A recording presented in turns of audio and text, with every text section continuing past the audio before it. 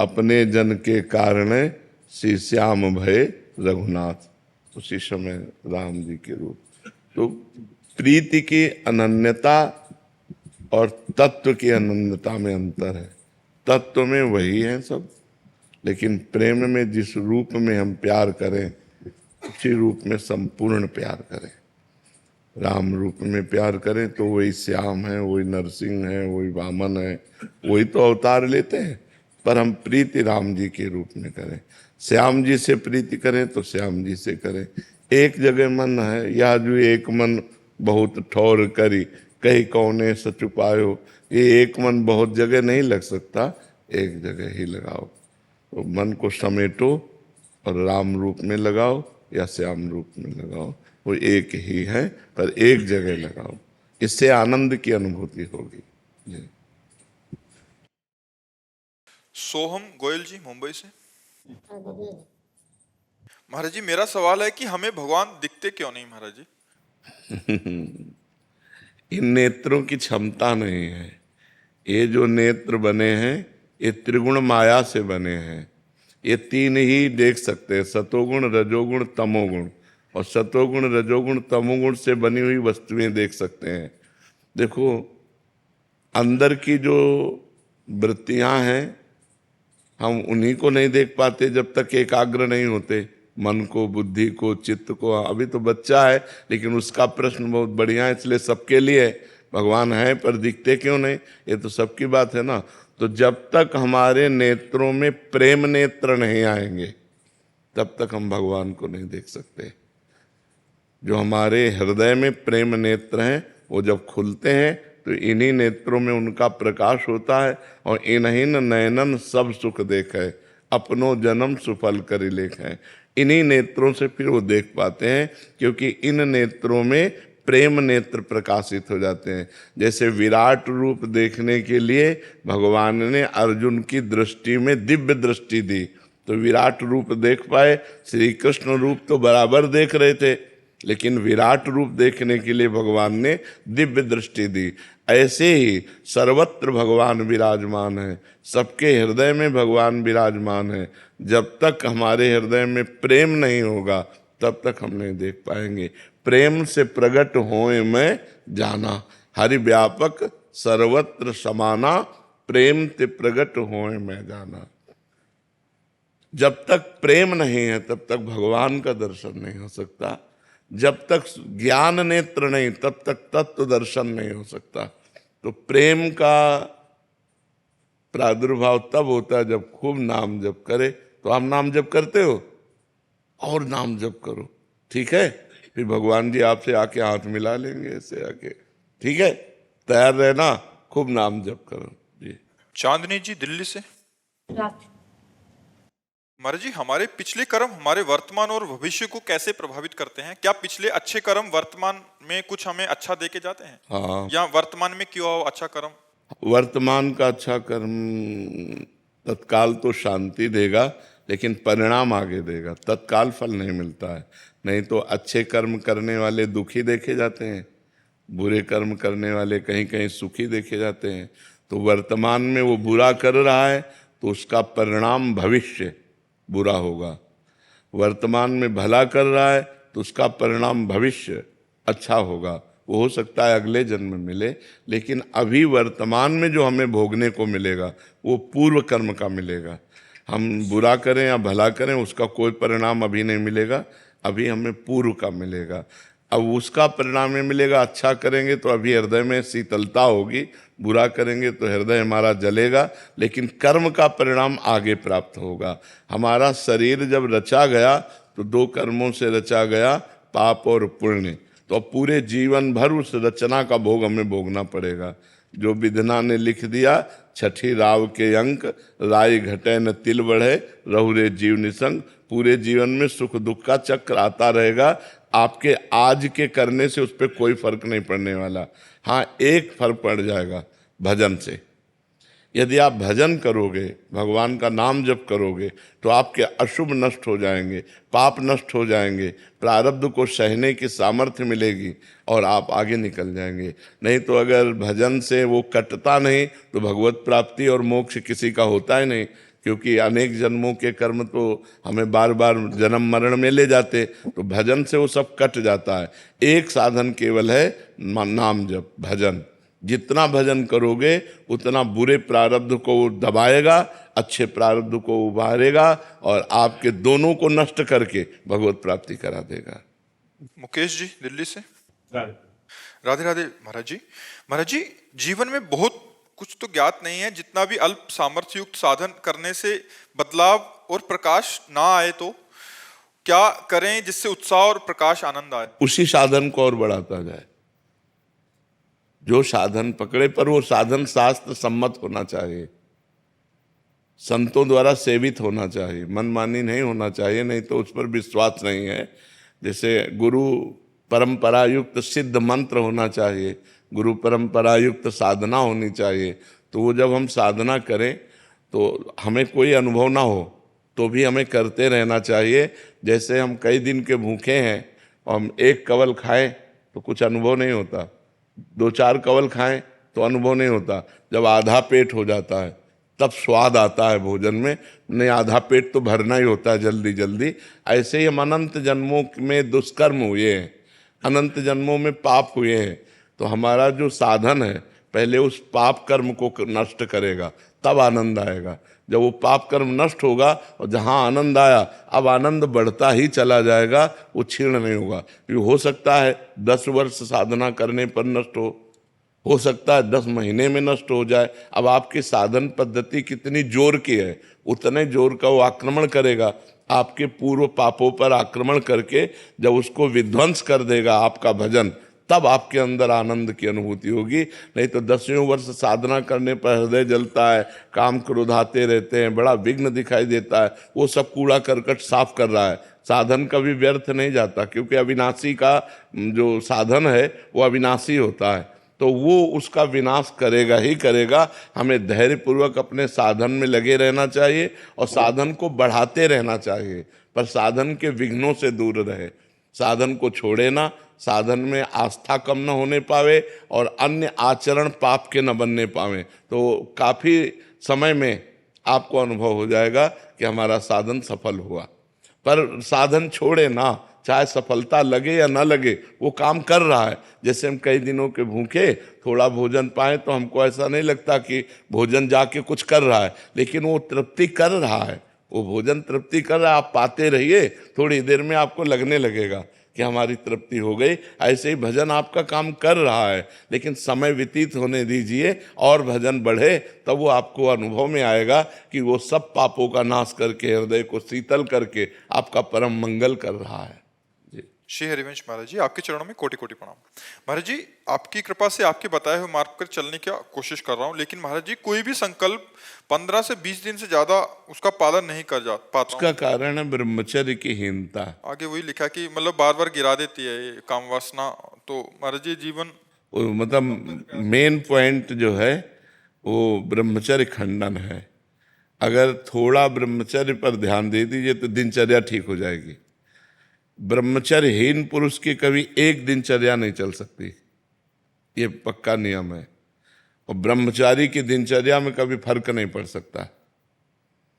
इसलिए कोशिश करो नाम जप करते हुए, पवित्र आहार अल्पाहार लेते हुए, कुसंग का त्याग करते हुए, मोबाइल से या व्यक्ति से कुसंग न होने पावे, शास्त्र विरुद्ध संग न होने पावे और अपने हाथ से कोई ऐसे आचरण न करे, तो फिर ब्रह्मचर्य का पोषण जरूरी है। परमार्थ में चलने के लिए ब्रह्मचर्य अति आवश्यक है। यदि चाहे वो गृहस्थ ही क्यों ना हो, तो गृहस्थ का मतलब थोड़ी कि रोज पे विचार करो, नहीं, एक उसमें भी मर्यादा है। शास्त्र में वर्णन है कि मासिक धर्म के होने के 1 सप्ताह बाद पवित्र होने पर संतानोत्पत्ति के लिए गृहस्थ धर्म में लिखा हुआ है 1 महीने में एक बार संतानोत्पत्ति के लिए मासिक धर्म के 1 सप्ताह बाद बकाया ब्रह्मचर्य रहे। तो गृहस्थ में भी ब्रह्मचर्य की आवश्यकता है। ऐसा थोड़ी कि मनमानी आचरण तो फिर नष्ट हो जाएगा, क्योंकि जीवनी शक्ति है ब्रह्मचर्य, वो जब तक ठीक नहीं रहेगी तब तक ठीक नहीं रहेगा। तो ब्रह्मचर्य पर सुधार करो। क्यों भाई? हाँ, मतलब कोशिश पूरी करते हैं महाराज जी, लेकिन 10 दिन एकदम अच्छे से रहेंगे। हाँ। फिर कभी कभी ऐसा हो जाता है कि एक बार गलती हो जाती है तो पूरा चीज हाँ, हो जाता है, हो जाए, वो मन खिन्न हो जाएगा, मन हार जाएगा, फिर उत्साह नहीं रह जाता। वो आपका ही नहीं, सबका होता है। तो जो हमारे उत्साह को नष्ट करे, भगवत प्राप्ति के मार्ग में उत्साहहीनता पैदा कर दे, उसके प्रति तो बुरा भाव आना चाहिए ना। धिक्कार है हमारे जीवन को, जो मैं ऐसे गिर जाता हूँ, अब नहीं गिरूंगा, फिर चलो, फिर अगर गिर जाओ तो फिर अंदर से क्लेशित हो, फिर तो एक दिन आप ऐसा आएगा क्रॉस कर जाओगे। और अगर आप हार गए तो फिर परमार्थ से भ्रष्ट कर देगा। जब हमसे गलती हो जाती है तो सीधा हमारे परमार्थ पे अटैक होता है। जो हमारी साधना चल रही होती है वो शिथिल हो जाती है कि यार अब क्या करें, अब तो फेल हो गए। नहीं, हम फिर कमर कसें, फिर आगे बढ़ें। 1000 बार फेल हो जाए तो 1000 बार हम प्रयास करें। ये मनुष्य जीवन को हम व्यर्थ नहीं जाने देंगे, हम इसे भगवान की प्राप्ति करा के ही रहेंगे। समझ रहे हो ना? हारो मत। जब आपका साधन आगे बढ़ जाएगा तो ये सब प्रपंच छूट जाएगा। अभी साधन ही लड़खड़ा रहा है, बार बार साधन टूट रहा है। 10-5 वर्ष एक रस साधन चल जाए, वही सिद्ध हो जाएगा। तो आप थोड़ी मेहनत करो, थोड़ी हिम्मत करो, थोड़ी लड़ाई लड़ो मन से, तभी आप जीत पाओगे। और नाम जप करते रहो। नाम जप करते हो? हाँ, नाम जप करते रहो और लड़ाई लड़ते रहो। ये लड़ाई है बहुत बड़ी लड़ाई, पूरे विश्व को चौपट किए यही मन, पूरे विश्व को चौपट किए। मनमानी आचरण भोग बस इसी में लगाए हुए। परमार्थ ऐसे चढ़ाई और पतन ऐसे है। तो चाहे जैसे जल को छोड़ो तो नीचे की तरफ सद से चला जाएगा, लेकिन ऊपर की तरफ चढ़ाना है तो यंत्र की जरूरत पड़ेगी। ऐसे ही मन को छोड़ो, भोगों में चला जाएगा, लेकिन ऊपर चढ़ाना है तो नाम और मंत्र की जरूरत पड़ेगी। जितना नाम और मंत्र जप करोगे उतना ही मन ऊर्ध्वगामी होगा, और जितना आप छोड़ दोगे उतना ही अधोगामी हो जाएगा। इसलिए खूब नाम मंत्र जप करो, और शास्त्र के अनुसार जो निषेध है उसका संग मत करो। पराई बहन बेटी का संग मत करो, मोबाइल से गंदी बातें मत देखो, गंदे लोगों का संग मत करो, गंदे विचारों को अंदर जब आए तो उनको काटो नाम जप के द्वारा, कोई गंदी क्रिया ना होने पावे, तब जाकर हम आगे परमार्थ में बढ़ते हैं। महाराज जी नाम जप करते करते कब नाम छूट जाता है और कब गलत चीज में लग जाते हैं महाराज जी, इसका पता नहीं। हाँ, एकाग्रता भी समझ नहीं पाई ना, नहीं तो 1 सेकंड की भी हरकत को पता चल जाता है मन की। जब आप एकाग्र होंगे ना, अंतर्मुख होंगे, तो 1 सेकंड के हरकत मन गया। अभी प्रमाद स्थिति है, इसलिए अभी मलिनता है, इसलिए पकड़ नहीं पाते हो, और नाम बढ़ाओ। फिर भी अपने को सौभाग्यशाली मानते हैं कि आपका सानिध्य प्राप्त हुआ, नहीं तो पूर्व कर्म तो बिल्कुल, मतलब कब के खत्म हो चुके होते महाराज। हाँ बिल्कुल। नहीं, आप हिम्मत करके चलो, जीतना है, हारना नहीं। ठीक है, आप हिम्मत करके चलो। तेरा सिंगला जी। महाराज जी, मैं जानना चाहती हूँ कि मैंने आपको हमेशा पीले वस्त्रों में ही देखा है महाराज जी, इसका क्या रहस्य है? हमारे प्रभु पीतांबर धारण करते हैं। श्री कृष्ण पीतांबर धारण, ऊपर पीतांबर धारण करते हैं ना। और हमारी प्रियाजू का भी रंग पीता अरुण अक्षयमानंत तडिल्लताभ, हम पीत और अरुणिमा लिए हुए कंचन वर्ण की हैं। तो उन्हीं के प्रिया और प्रीतम के हम उपासक हैं, और हमारे गुरु ने हमको पीला वस्त्र ही दिया। तो सब जितने हैं सब पीले ही धारण करते हैं। को जिज्ञासा हुई कि भगवा पहनते हैं साधु संत लाल हाँ, वो सन्यासी होते हैं। हम वैष्णव हैं, और वैष्णव में प्रिया प्रीतम की उपासना है, तो प्रीतम का पीतांबर और प्रियाजू का रंग दोनों मिला करके पीत वर्ण, ऐसे हम नीचे मार्किन पहनते हैं, ऊपर बनियाइन, और बस पीला, बस ये सबकी पोशाक होगी। राधा रानी जी को पीला रंग पसंद है क्या, जो महाराज जी पीला रंग पहनते हैं? हाँ, राधा रानी को पसंद, क्योंकि उनके प्रीतम पीतांबर धारण करते हैं। और राधा रानी का स्वयं का जो स्वरूप है, पीत और अरुणिमा मिले, पीता अरुण अक्षय अनंत तडिल्लता भाम, अनंत बिजलियों की सी कांति प्यारी जू सुंदर है। तो अपने प्यारे जू और प्यारी जू की कांति के भाव से हम इसे धारण करते हैं। हरिशंकर यादव जी। राधे राधे महाराज जी। महाराज जी, मैं अपनी कार या ऑफिस में राधे राधे का भजन सुनता रहता हूँ, कार्य भी करता रहता हूँ। ये करने से उतना ही फल मिलेगा जितना मैं राधे राधे एकांत में जपता हूँ? और बिल्कुल बिल्कुल, क्योंकि श्रवणेंद्रिय में पड़ रहा तो हमारे दिमाग में तो जाहिर है ना कि राधा राधा हो रहा है, तो दिमाग तो चल ही रहा है ना। वहाँ जहाँ हमारे कान जाते हैं वहाँ हमारा दिमाग जाता है, हमारी इंद्रियों के साथ मन भी जाता है, बुद्धि भी जाता है, इसलिए मंगल है। श्रवण तो हो रहा है ना, श्रवणम कीर्तनम स्मरणम, श्रवण करना, कीर्तन करना, स्मरण करना, तीनों का बराबर फल है। स्मरण अंदर श्रवण बाहर से हो रहा है, कीर्तन मुख से करते हैं, तो कीर्तन कर रहे हैं तो वही फल है, श्रवण कर रहे हैं तो वही फल है, स्मरण कर रहे हैं तो वही फल है। सुभद्रा यादव जी गुड़गांव से। राधे राधे महाराज जी। महाराज जी, हमने फोन में देखकर आपको गुरु बना लिया और आपके श्रीमुख से राधा नाम सुनकर राधा राधा जपते हैं। हम कहते महाराज हैं गुरु की बात मान लो। गुरु बनाने से क्या है? गुरु की बात मान लो, गुरु की बात मान लो, बस दूर रहो, लाखों कोस दूर रहो, हमारी बात मान लो, तुम्हारा मंगल हो जाएगा। बात मानने से है। हम कहते हैं राधा राधा जपो, गलत आचरण मत करो, वो गुरु है। वो जो बात है वही गुरु है, उसी को मान लो, उसी को आचरण में उतार लो, उसी से मंगल हो जाए। आजकल आप तो बड़े भाव से आजकल ज्यादातर यही हो रहा है कि जैसे अन्य रिश्ते ऐसे गुरु का रिश्ता बना लिया गया, कुछ सेव संतरा फल फूल, वैसे तो सोचते कल्याण नहीं होने वाला। रिश्ता बनाने से कल्याण नहीं होता, कल्याण होता है आज्ञा पालन करने से। आज्ञा सम सु साहिब सेवा। ये सेव संतरा रुपया पैसा भोजन कपड़ा लत्ता ये कल्याण नहीं करेगा। कल्याण करेगा उनकी बात मान लिया और वैसे चल दिया, कभी उनसे मिलो चाहे ना मिलो, आपका कल्याण हो जाएगा। संतों की बात में दम होती है, क्योंकि वो अनुभव किए हुए बात बोलते हैं ना, उनकी बात मान लो, इसी से कल्याण हो जाएगा। गुरु बनाओ चाहे ना बनाओ, गुरु बनाना बनना बनाना इससे कोई महत्व नहीं है। महत्व है उनकी आज्ञा का पालन करना। आप दूर रह रहे हो, अरे यार ये तो साक्षात भगवान है, आपकी भावना बनी ये तो साक्षात भगवान है, इनकी बात मान लिए, बात मान लिए, आपका कल्याण शुरू हो गया। तो बात मानने से कल्याण होगा, ना कि गुरु बनाने से, ना कि संबंध बनाने से, ना कि नजदीक रहने से। बात बनती है उनकी आज्ञा का पालन करने से। द्रोणाचार्य जी ने एकलव्य को हटा दिया कि हम तुम्हें शिष्य नहीं मानते, क्योंकि हम राज क्षत्रिय पुत्रों के कुलगुरु हैं, और उसने मन से गुरु बना लिया। और जाकर के द्रोणाचार्य जी की जैसी छवि थी वैसी मिट्टी से बनाई, और रोज प्रणाम करके और प्रत्यंचा चढ़ाता, द्रोणाचार्य जी का स्मरण करता। इतना बड़ा धनुर्धर हो गया कि एक दिन अर्जुन जंगल में जा रहे थे तो एक कुत्ता भौंका, उसके भूंकने मात्र में उसके मुंह को बाणों से भर दिया और कहीं घाव नहीं हुआ। अर्जुन कुत्ते के नजदीक गए, देखा बाणों से मुंह भरा हुआ और कहीं घाव नहीं। बोले गजब का हस्तलाघव हो।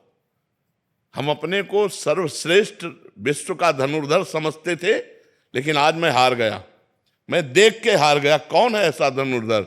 देखा कि एकलव्य भीलकुल में उत्पन्न हुआ था, तो उसके नजदीक गए और कहा वाह धनुर्धर, तुम्हारे जैसा धनुर्धर तो मेरा नाम अर्जुन है, मैं द्रोणाचार्य का शिष्य हूँ, द्रोणाचार्य से मुझे आशीर्वाद मिला है कि मैं विश्व का सबसे बड़ा धनुर्धर हूँ, लेकिन मैं घुटने टेकता हूँ तुम्हारे आगे।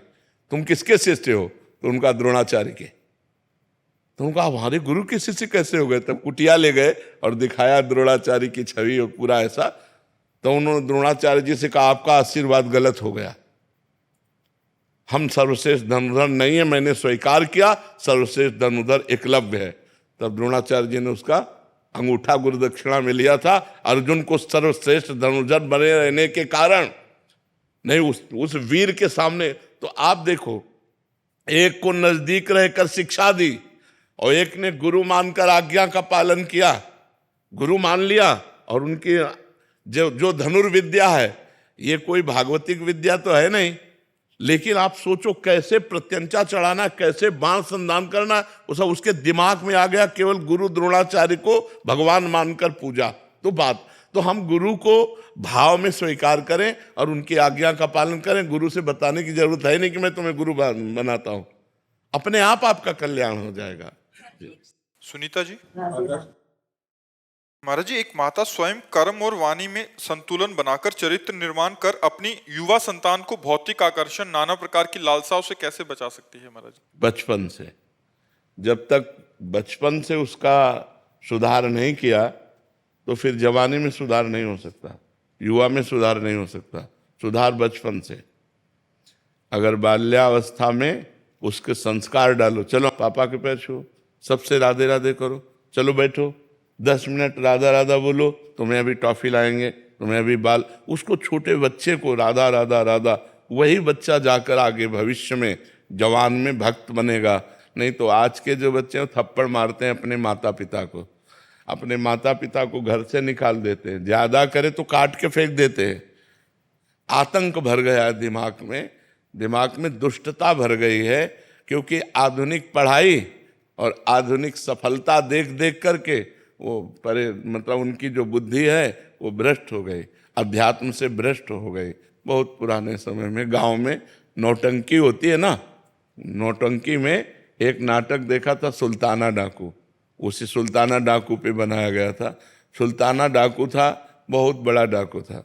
उसको जब फांसी की सजा मिली, अंग्रेजों का राज्य था, तो उनसे पूछा गया तुम्हारी अंतिम इच्छा क्या है? तो उन्होंने कहा हमें माँ के गले लगना है। तो उनकी माँ बुलाई गई, वो रोती हुई आई, जब गले लगी तो दांत से मुंह में नाक काट ली उसने ऐसे। तो पूछा कि क्यों, ऐसा क्यों किया? तो बोले जब मैं कक्षा 1 में था एक कलम चुरा के लाया था, तो माँ ने कहा था शाबाश बच्चा, लिखने के काम में आएगी। तो मैंने समझा अच्छा है, आज मैं सुल्ताना डाकू बना हूं तो इस माँ के कारण बना हूं। अगर ये पहली कलम में हमें थप्पड़ जमा देती तो आज मैं फांसी में न चढ़ता, मैं आज गलत कार्य में न जाता। तो बच्चे की जीवनी बनाने वाले माता पिता ही होते हैं। यदि प्रारंभ से बच्चे को पूजा में बैठालना, सतोगुणी बातें सिखाना, शास्त्र सुनाना। अच्छा, हम लोग संत क्यों बन गए? घर में भागवत होती, घर में रामायण होते, घर में संत जन आते, घर में जब देखो तो भगवत चर्चा हो रही, भोग लगा के भोजन पाना, एकदम भागवत। मोहल्ले में कहीं प्याज लहसुन नहीं आता, ऐसा पवित्र ब्राह्मणों का कुल, तो उससे संस्कार बने, अल्लाह भगवान के मार्ग में हम आ गए। तो अगर संस्कार सही ना हो तो फिर जवानी में संभालना कठिन होता। जवानी में तो उन्माद अवस्था होती, फिर नहीं संभाला जा सकता। बाल्यावस्था से बच्चे को संभाला जाए तो वो महान बन जाएगा। और संभालना तो गर्भ अवस्था से ही होता है। जब बच्चा गर्भ में हो, ब्रह्मचर्य से रहे, खान पान सही रखे और भगवान की चर्चा सुने तो संस्कार उस पर पड़ते हैं। जब कयाधु प्रहलाद जी की माँ गर्भवती थी, प्रहलाद जी गर्भ में थे, तो देवराजेंद्र बंदी बना कर ले जा रहे थे। तो देवर्षि नारद जी रास्ते में मिले, उन्होंने कहा इनको कहाँ ले जा रहे हो? बोले हिरण्यकश्यप का वीर्य है, ये दैत्य है, महान भयानक होगा, ये जब पैदा होगा तो इसे मार देंगे। तो उन्होंने कहा नहीं, गर्भ हत्या या बालक शिशु की हत्या ये ठीक नहीं, छोड़ो तुम इसे।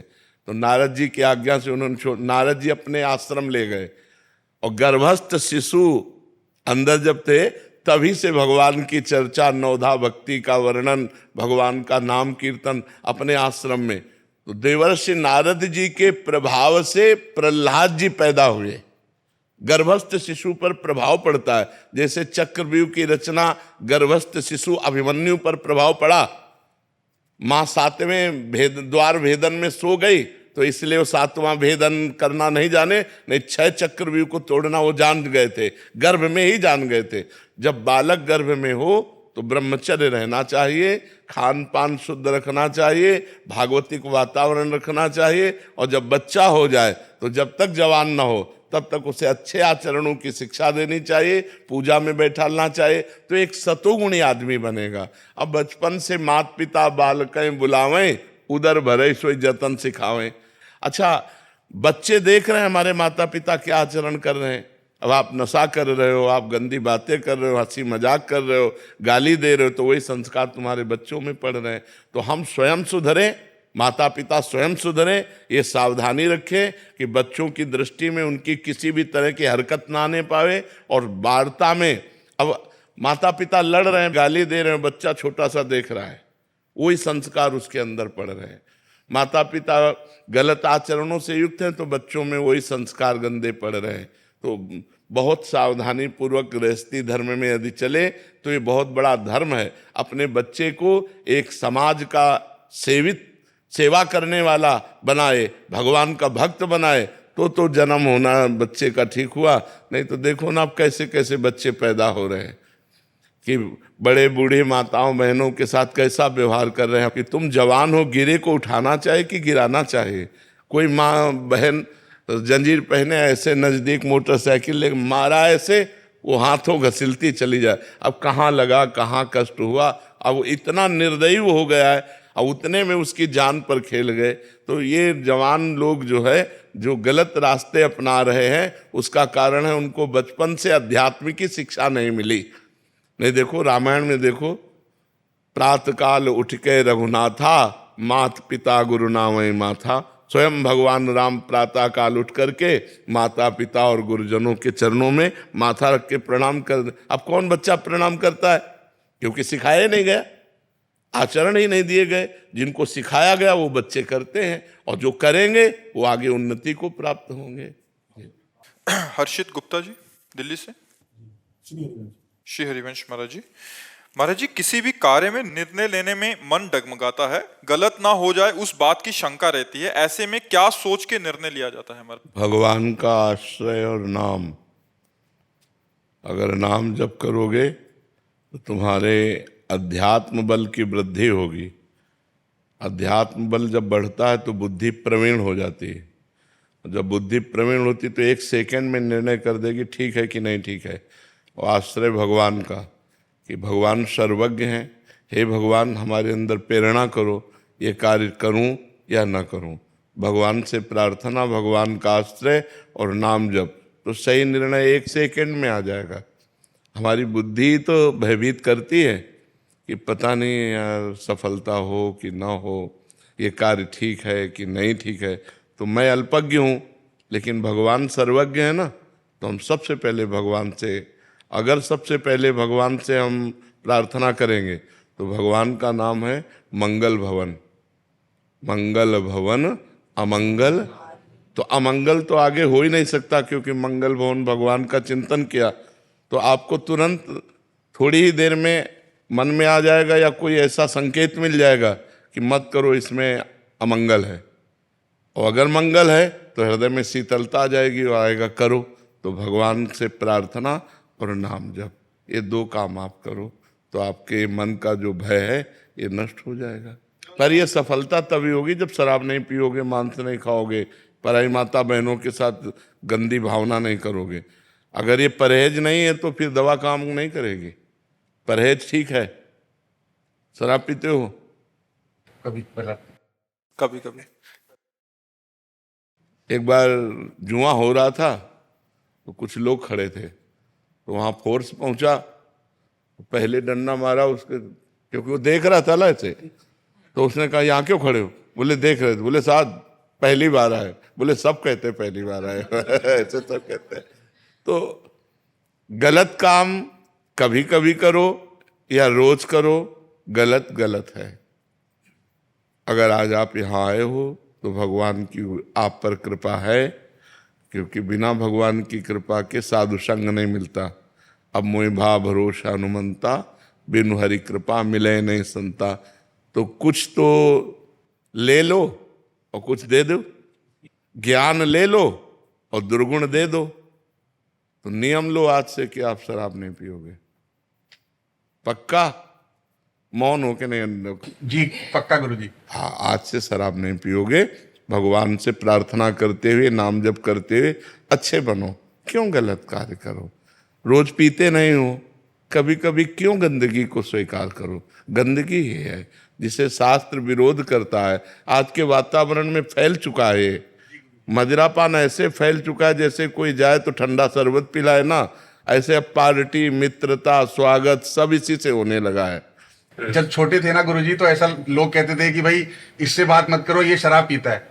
अब कहते हैं कि भाई इससे बात मत करो, ये शराब नहीं पीता। हाँ बिल्कुल बिल्कुल। ये क्या है गुरुजी कि दिल्ली शहर में तो सोशलाइज होने के लिए ऐसा एक वो हो गया है कि आपको जाना है और आपको ग्लास पकड़ना है, और आप चाहे पियो मत पियो पर आपको ग्लास। एक हम कथा सुना दे तो तुम्हारा उत्तर बहुत बढ़िया इस बात का आ जाएगा। ब्रह्मा जी के 4 पुत्र हैं। वैसे तो सब सृष्टि ही है, सतयुग, त्रेता, द्वापर और कलयुग। जब नरक की सृष्टि हुई तो ब्रह्मा जी ने सतयुग से कहा जब तुम्हारा राज्य आएगा बेटा तो नरक की तरफ भी ध्यान रखना, क्योंकि वो खाली नहीं रहना चाहिए। तो उनका हमारे राज्य में कोई नरक नहीं जाएगा। तो त्रेता से कहा तो उनका बड़े भैया जिस मार्ग में चलेंगे उसी मार्ग में हम चलेंगे। द्वापर से कहा तो द्वापर ने कहा पिताजी आपकी आज्ञा का कुछ कुछ पालन करने की कोशिश करूंगा।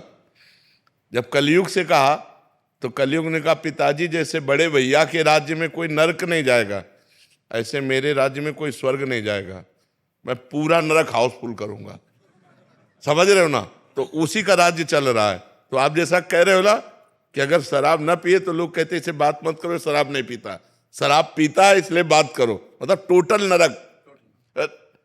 कलयुग ने वादा किया है, कलयुग ने वादा किया कि कोई भूल चूक से भगवत प्राप्ति कर ले या स्वर्ग चला जाए, नहीं, सीधे हम पूरा नरक हाउसफुल करेंगे। तो देखो, शराब पीना, पराई स्त्री से व्यभिचार करना, मांस खाना, चोरी करना, जुआ, घूस, अपराध प्रवृत्ति, ये बढ़ती चली जा रही है। आप देखो ना, बिल्कुल नॉर्मल हो गई है। बिल्कुल। तो भैया कलयुग वाली बात सच्ची मत करो कि यार सब हाउसफुल हो जाएंगे, नहीं, कुछ तो बच लिए जाए, कुछ तो आप बच जाओ, क्योंकि अच्छे आदमी हो, आपको भगवान ने सत्संग दिया, वृंदावन धाम आए साधु संग के, तो आपका दुर्गुण छूट जाना चाहिए। तो आज से नियम ले लो कि आप शराब नहीं पियोगे, और आप ही न ले यार, जितने बैठे उतने सब ले लो। गंदे आचरण काहे को करो? उससे कोई लाभ, एक लाभ बता दो हमको, अगर एक भी लाभ हो तो हम उसको छोड़ने की कोशिश करें। हमारे शास्त्रों में तो निषेध है ही, लेकिन प्रगट में भी एक भी लाभ हो, तो किसी भी तरह की अगर अच्छाई होती तो हम उसको सपोर्ट करते। एक भी अच्छाई नहीं, और अंदर जाकर के हमारे किडनी को, हमारे लीवर को, हमारे दिल को, हमारी आंतों को नुकसान पहुंचाती है, जिसमें मृत्यु निश्चित हो सकती है। ऐसे व्यसन को क्यों किया जाए जिसमें हमारे अंगों की हानि हो, पैसे की हानि हो, बुद्धि की हानि हो, और समाज भी हंसता है जब कोई ज्यादा नशे में हो जाता है, ऐसे पड़े दिखाई देता है तो समाज हंसता है। तो इसलिए हमें लगता है भाई इसे छोड़ दो, ठीक है, और भगवान का आश्रय लो, नाम जप करो, अच्छे आदमी बनो, बुरे आदमियों की संगति से बचो, नहीं तो बहुत हानि हो जाती है। और आजकल बहुत बुराइयां बढ़ रही हैं। अगर अध्यात्म से कोई जुड़ा नहीं है तो उसमें बुराइयां ही बुराइयां भरती चली जाती हैं। जरा जरा सी बात में लड़ जाना, जरा जरा सी बात में एक दूसरे की हत्या तक कर देना, मतलब बहुत ही निकृष्ट बुद्धि बढ़ रही। बुद्धि कितना निकृष्ट हो रही। जो भाई हमारे माँ के गर्भ में यार हाथ दो हाथ ले जा, तू यार छोटा है या बड़ा है, क्या फर्क पड़ता है, तू मेरा भाई है। भ्रातृ प्रेम नहीं रह गया, पति पत्नी में प्रेम नहीं रह गया, पिता पुत्र में प्रेम नहीं रह गया। कितना मतलब ऐसे आचरण फैल रहे हैं जो सुने नहीं जा सकते। बेटा माँ को मार रहा है, माँ बेटे को मार रही है, पति पत्नी को मार रहा है, पत्नी पति को मार, मतलब कहीं विश्वास, प्रेम, ये सब हटता चला जा रहा है। क्यों हटता चला जा रहा है? क्योंकि दुराचार बढ़ रहा है, व्यभिचार बढ़ रहा है, नशे बढ़ रहे हैं, गंदी बातें बढ़ रही हैं, पूरी गृहस्थी चौपट होती चली जा रही। आज हमारा समाज गिरता चला जा रहा है। अगर उठा सकता है कोई तो अध्यात्म उठा सकता है, और अध्यात्म को लोग ज्यादा प्यार नहीं करते। मतलब ऐसे गिने चुने आप लोग हैं जो अध्यात्म सुनने आए हैं, नहीं तो अध्यात्म को कोई ज्यादा कदर नहीं करता। कदर करता है रुपया कैसे आवे, कुछ भी करना पड़े। अगर नौकरी लगना, चरित्रहीनता का प्रसंग है तो राजी है। पहले था कि चाहे सब कुछ नष्ट हो जाए लेकिन चरित्र हमारा बचना चाहिए। कहा जाता है इज्जत है तो सब कुछ है, और आज क्या है, इज्जत की मिटिया मेट है, नहीं। और एक वो अंग्रेजी में कहावत थी कि धन गया तो कुछ नहीं गया, स्वास्थ्य गया तो कुछ गया, और चरित्र गया। अब उल्टा है, उल्टा दिमाग चल रहा है, बुद्धि भ्रष्ट होती चली जा रही है। हम महाराज जी आते हुए यही बात कर रहे थे। एक आदमी बोले कि अब कोई, जैसे पहले बोलते थे कि भाई ये जो है जेल में रह के आया है तो कितना गंदा आदमी होगा जो अंदर रह के आया है। अब वो कहते हैं कि जेल में रह के आया लेकिन देखो कितना पैसा है, दुबई में घर ले लिया, न्यूयॉर्क में घर ले लिया। अब लोग बाहर, हाँ, लोग कह रहे हैं भैया कोई फर्क नहीं पड़ता, पैसा है ना, बस बहुत है। बस हाँ, पैसा, पैसा का वही तो बताया, सारा महत्व पैसे पे चला गया है जी। जल्दी से पढ़ूंगा, भगवती कृपा हुई है, ऐसा शायद मैं दोबारा नहीं लिख पाऊंगा जी महाराज जी। जीवन में परिवर्तन तो आया है, और ये आई हमको खींच के, अब हम चलेंगे जबरदस्ती। अब हमारे घर में क्या बदला सुनिए आप, कि आपके प्रवचन सुनती है तो आंख में आंसू भरती है, वृंदावन आने की जिद में मुझसे रोज झगड़ती है, और पति परमेश्वर होता है ये भ्रम भी अब तो टूट गया। मुझसे ज्यादा मोबाइल पर आपको देखा करती है, मुझसे ज्यादा मोबाइल पर। और देखिए बीज आपके प्रवचनों के रोज हृदय में बोता हूं। जी अब तो मैं पत्नी की हर एक बात के संग में होता हूं, बिल्कुल और पत्नी का सम्मान करो, ये बात आपने बोली थी, जी इसीलिए अब रोज खुशी से बर्तन कपड़े धोता इसीलिए अब रोज खुशी से। और हमारे कुछ अपने लोग आए हैं, आप पहले दुख से धोते थे। सही कह रहे हैं महाराज जी। हमारे कई लोग आपसे, मेरे कुछ खास लोग आपके दर्शन करने गए, जीवन बदल गया, मेरा भी बाकी है।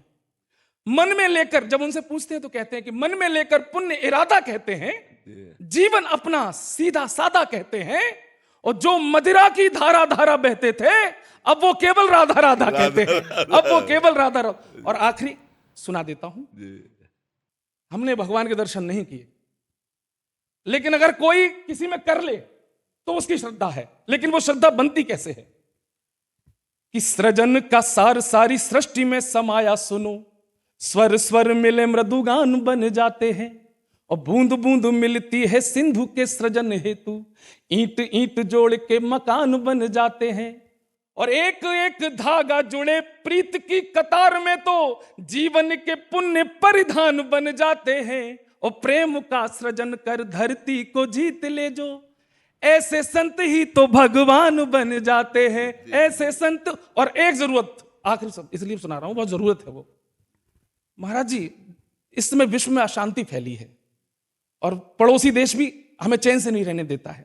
हम यहाँ भगवत ज्ञान की प्राप्ति में लगे हैं, वो आतंकवादी हमले कराता है। तो मेरा तो कहना है उन लोगों से कि दहशतों और नफरतों के दौर वाले देख लें, दहशतों और नफरतों के दौर वाले देख लें, खो चुके इंसानियत उस ठौर वाले देख लें, फिर शायद वो भी प्रेम के पंथ पर चल पड़े।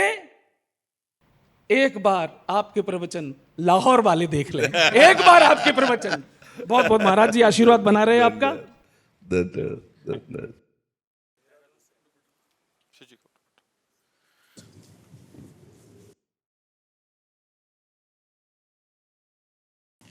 तेग बहादुर साहब जी का श्लोक।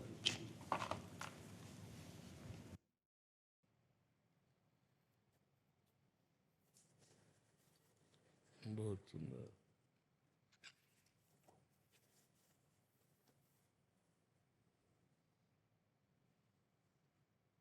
भय नासन दुर्मति हरन कलि में हरि को नाम, निस्दिन जो नानक भजे सफल होए ते काम। सफल होए ते काम, बिल्कुल।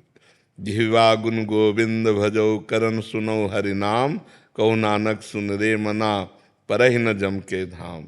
जो प्राणी ममता तजय लोभ मोह अहंकार, कहो नानक आपन तरय औरन लेत उधार। जीव सुपना और उपेखना ऐसे जग को जान, इनमें कछु साचो नहीं नानक बिनु भगवान। निस दिन माया कारणे प्राणी डोलत नीत, कोटन में नानक को नारायण जिह चित। करोड़ों में कोई एक है जिसके चित्त में नारायण है, नहीं तो सब ममता मोह में डोल रहे। सार बात है, सब शास्त्रों की सार बात है।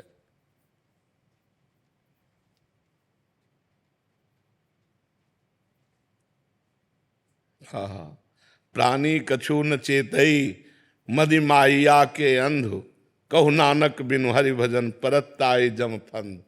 जो माया और अहंकार में फंस करके संसार में भटक रहे, ये सब जमपुर जाएंगे, सब यमराज के फंद में फंसेंगे जो हरि का भजन नहीं करते।